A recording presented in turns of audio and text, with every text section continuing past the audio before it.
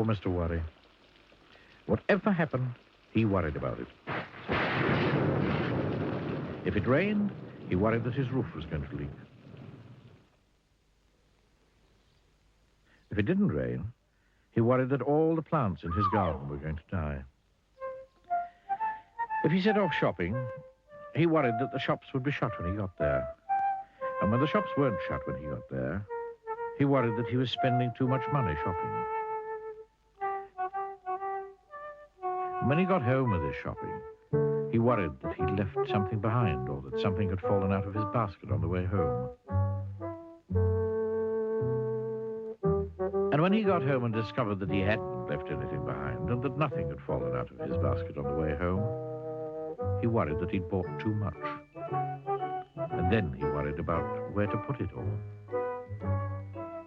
Life was just one long worry for poor Mr. Worry. One day, he went for a walk. He was worried that he might walk too far and not be able to get home. But, on the other hand, he was worried that if he didn't walk far enough, he wouldn't get enough exercise. He hurried along worrying. Or, you could say, he worried along hurrying. He met Mr. Bump. "Hey, I'm very worried about you," he said. "Why's that?" asked Mr. Bump. "I'm worried that one of these days you might hurt yourself," he said. "Don't you worry your head about that," replied Mr. Bump, and went off, tripping over his own feet. Mr. Worry went on. He met Mr. Noisy. "Hey, I'm very worried about you," he said. "Why is that?" asked Mr. Noisy.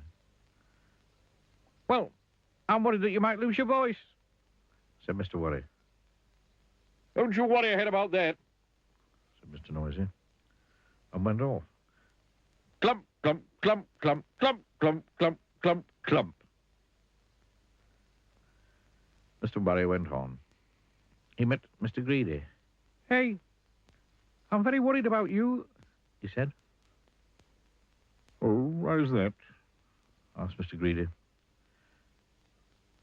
"Well, I'm worried that you might eat too much and be sick," explained Mr. Worry.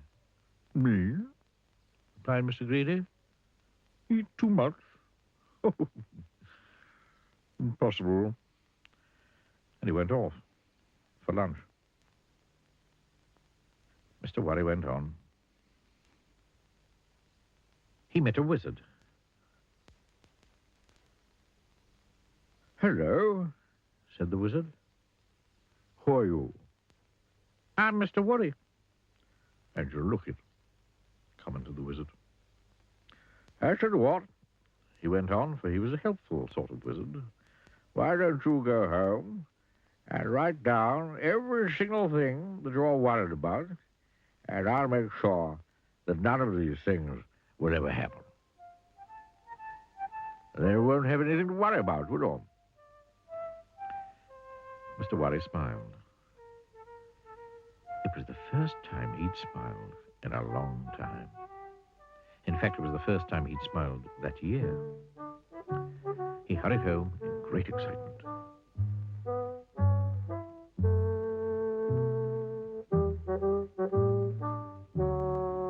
When he got home, he sat down to write out all the things that worried him. Every single thing. It was a long list.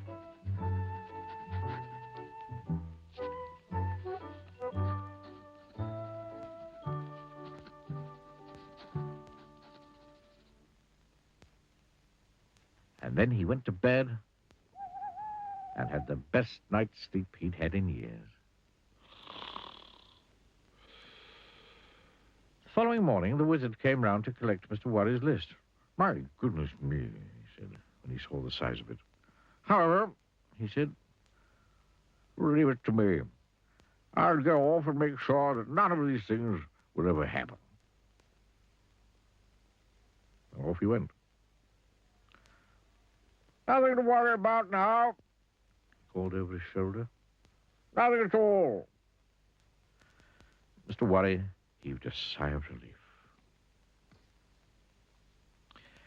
That day was the first day in Mr. Worry's life that he didn't have a single thing to worry about. And the next day, and the day after, and the day after that.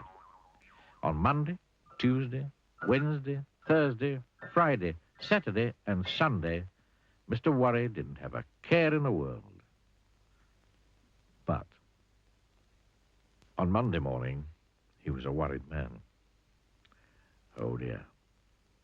What do you think was worrying him? Can you guess? He went to see the wizard. Oh, dear, said the wizard when he saw him standing on his doorstep. What's worrying you now? I'll tell you, said Mr. Worry. I'm worried because I don't have anything to worry about. And he went home to worry.